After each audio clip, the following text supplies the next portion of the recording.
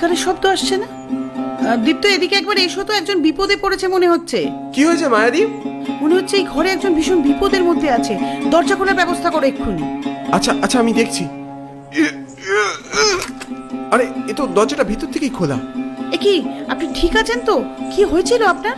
আমি আমি আর এখানে কাজ করব না। কটা টাকার জন্য পড়ে থাকি। আর না, রাত দিন ভুতুড়ে কাণ্ড আর সইতে পারছি না। আজ আজ আমাকে মেরেই ফেলতো ওই পিশাচটা। কি বুঝছো মায়াদি? ও যা বলছে তা কি সত্যি? মিথ্যে বলে ওর লাভ? তবে এর উৎস অন্য কোথাও, সেটা খুঁজে বের করতেই হবে। বিকেলের পর মেঘ করে হঠাৎ বৃষ্টি নামল। রাতের খাবার আগেই খেয়ে নিয়েছিলাম। এত তাড়াতাড়ি শোয়ার অভ্যেস নেই, তাই আউট হাউসের বারান্দা দিয়ে বাইরেটা দেখছিলাম এই প্রকাণ্ড বাড়িটাকে ঝড় বৃষ্টির মধ্যে কেমন দানবের মতো দেখতে লাগছে। বরাবরের মতো এসবের ছবি তুলছিলাম। হঠাৎ ক্যামেরার স্ক্রিনে দেখতে পেলাম কথাকলির ঘরের আলো জ্বলছে। তারপর সে আলোয় দেখলাম একটা ছায়া জানলার কাছে স্তব্ধ হয়ে দাঁড়িয়ে আছে। দেখে তৎক্ষণাৎ বুকটা কেঁপে উঠল। চোখ রগড়ালাম। না না, ঠিকই দেখছি। ভারী কৌতূহল জাগলো মনে। এই সময় কাউকে ডাকবারও সাহস হলো না। ছাতাটা নিয়ে নিজেই বেরিয়ে পড়লাম। ঘরের সামনে গিয়ে দেখলাম চারদিক ঘুটঘুটে অন্ধকার। আশ্চর্য, ভিতর থেকে কোনো শব্দও আসছে না। এটাই তো কথাকলির ঘর। ম্যাডাম, ম্যাডাম, আপনি ঠিক আছেন তো? Madam, madam. না, কোনো উত্তর এলো না। ঝিঝির ডাক, একটানা বৃষ্টির শব্দের মাঝে বিদ্যুতের গর্জন। চারদিকে একটা থম ধরা নিস্তব্ধতা। হঠাৎ একটা পৈশাচিক অট্টহাসির শব্দ। মনে হলো কেউ যেন আমার পিছনে দাঁড়িয়ে আছে। শিরদাঁড়া দিয়ে একটা ঠান্ডা স্রোত বয়ে গেল। আমার মনে হলো ঘাড় ঘোরালেই তাকে দেখতে পাবো, কিন্তু ঘুরে তাকানোর সাহস হলো না। হঠাৎ ঘাড়ের কাছে তীব্র একটা জ্বলুনি। কেউ যেন আমার ঘাড়ের উপর তার তীক্ষ্ণ দুই চোষক দাঁত ফুটিয়ে আমার শরীরের সমস্ত প্রাণ শক্তি শুষে নিচ্ছে। আমার সারা শরীর অবশ হয়ে এলো। আমার হাত পা নাড়াবার শক্তি আমি হারিয়েছি। তারপর যে কখন নিজের জ্ঞানটা হারিয়ে ফেললাম আমার খেয়াল নেই। একটা ছায়া আপনার জানলার কাছে। এই কাণ্ড দেখে আমি চমকে উঠেছিলাম আর কৌতূহলবশে আপনার ঘরের কাছে গিয়েছিলাম। তারপর ঘরের সামনে এসে দাঁড়াতেই সেই দুটো দাঁত দিয়ে আমার শরীরের সমস্ত রক্ত শুষে নিচ্ছিল। কার দাঁত? কার কথা বলছেন আপনি? যদি বলি ওই পিশাচ আপনি। কি যাতা বলছেন? মাথা খারাপ হয়ে গেছে আপনার? আমি ওর গা থেকে রক্ত শুষে খেতে যাব? কিন্তু দীপ্তর আর্তনাদ শুনে যখন আমি ছুটে এলাম, দেখলাম আপনি ছুটে পালিয়ে গেলেন। আমি? What rubbish! হতেই পারে আপনি কোনো মানসিক পরিস্থিতির শিকার। আমার উপর এত বড় ব্লেম দেওয়ার সাহস কি করে হয় আপনার? আমি ভেবেছিলাম আপনারা আমার উপকার করতে এসেছেন। এখন তো দেখছি। হ্যালো, হ্যাঁ হ্যাঁ, কথাকলি বলছি। রেডি আছে? আমি যাচ্ছি এখনই। ফোনটা এসে গেল বলে বেঁচে গেলেন, নয়তো আজ হ্যারাসমেন্টের কেসে আপনাদের জেলে ঢোকাতাম। আপনি চলে আসুন মায়াদি। এত অপমানের পর এখানে আর এক মুহূর্তও নয়। দাঁড়াও দীপ্ত, আজ রাতটুকু আমাকে সময় দাও। আমি এর একটা শেষ দেখতে চাই।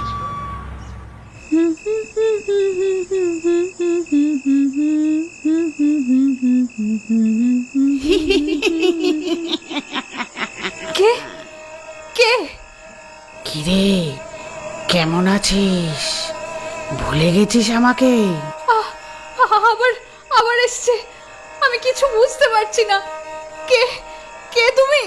চিনতে পারছিস না আমায়? তোকে দেখতে কিন্তু দারুণ লাগছে, কিন্তু তোর ভেতরটা যে কতটা কুৎসিত নোংরা কেউ জানে না। দেখতে চাস নাকি? না না না না। একটা আওয়াজ শুনতে পাচ্ছ দীপ্ত? হ্যাঁ, একটা আর্তনাদ শুনতে পাচ্ছি। বলেছিলাম না আজ রাতেই কিছু একটা ঘটবে। চলো চলো আমার সঙ্গে, নিজের চোখেই দেখে নেবে সত্যিটা। কথাকলির ঘরের দরজা সজোরে ধাক্কা দিয়ে খুলতেই দেখতে পেলাম একটা অদ্ভুত দৃশ্য। একটা বীভৎস কদাকার হাত আয়না থেকে বেরিয়ে এসে কথাকলিকে গলা টিপে মারবার চেষ্টা করছে। আর কথাকলির মুখের এক অদ্ভুত পরিবর্তন ঘটেছে। ওর চুলগুলো উস্কো খুস্কো হাওয়ায় উড়ছে, চোখের তলায় কালি, মুখটা রক্তহীন ফ্যাকাশে। কি ভয়ানক দেখতে লাগছে ওকে। মায়াদি, মায়াদি, ওকে বাঁচান। কি চাস ওর থেকে? কেন ওকে মারতে চাইছিস? এবার দেখলাম আয়না থেকে ধীরে ধীরে বেরিয়ে আসছে একটা নারী মূর্তি। কিন্তু আশ্চর্যের ব্যাপার হলো ওই মহিলা মূর্তিকে দেখতে হুবহু কথাকলির মতোই। ও আমাকে মেরে ফেলবে, আমাকে বাঁচান, বাঁচান। এই এই এতদিন ছায়ার মতো আমার পিছন পিছন ঘুরে বেরিয়েছে, আমাকে মারার চেষ্টা করছে। প্রতি রাতে ও আমাকে মারতে চায়। আমায় বাঁচাও, আমায় বাঁচাও। মায়াদি, কি হচ্ছে সব? ও যে মরে যাবে। যদি বলি অনেকদিন আগেই কথাকলি মারা গেছে। না না, খুন করা হয়েছে। মানে? মানে আজকের কথাকলি আসলে আসল কথাকলিই নয়, যাকে সবাই চিনত। তাই নাকি? তবে আসল কথাকলি কে? সেটা ওই বলবে। আমি দেখলাম মায়াদি মুঠো থেকে কি যেন ছুড়ে দিল ওদের দিকে। চোখের সামনে যেন একটা খণ্ডযুদ্ধ বেঁধে গেল। আমাকে ছেড়ে দে, আমাকে ছেড়ে দে, ওকে আজ আমি শেষ করে ফেলবো। দাঁড়া, শাস্তিও পাবে। আগে বল, তোর সঙ্গে কি করেছিল? আমাকে নৃশংসভাবে খুন করে এ বাড়িতে পুঁতে রেখেছে। আমার পরিচয়, আমার খ্যাতি সবকিছু চুরি করে নিজের নামে চালাচ্ছে। বেশ করেছি, কেন করব না? আমি ওর বোন কৌশালী, সেটা কেউ কোনোদিন জানতেই পারেনি শুধু ওর জন্য। সবাই ওকে নিয়েই মাতামাতি করতো, ওর নায়িকা তাই। আমার কোনোদিন কোথাও কোনো অস্তিত্ব ছিল না। এটা এটা আমার কোনোদিনই সহ্য হতো না, কোনোদিন না। তা বলে তুমি ওকে খুন করবে? ভুল করেছি, আমি ভুল করেছি। আমাকে এবার ক্ষমা করে দে তুই। তার আগে আমার দেহটাকে মুক্তি দে তুই। দেব, নিশ্চয়ই দেব। এরপর কেটে গেছে বেশ কয়েকদিন। আজ কথাকলি বসুর স্মরণ সভা। কথাকলির বোন এখন জেলে। বনোয়ারির দেখানো জায়গা থেকে মাটি খুঁড়ে উদ্ধার করা হয়েছিল কথাকলি বসুর পচা গলা লাশ। সেদিন রাতে খুনের পর কিভাবে দিদির লাশটা কথাকলি বসুর বাগানের মাটিতে পুঁতেছিল সব নিজের চোখে দেখেছিল বনোয়ারি। কোর্টের কাছে প্রত্যক্ষদর্শী হিসেবে সবটা জানিয়েছে সে। কথাকলি বসুর ছবির দিকে তাকিয়ে মুগ্ধ হলাম। কি প্রাণখোলা হাসি! এই হাসি সেই বীভৎস মুখের কথা এক নিমেষে ভুলিয়ে দেয়।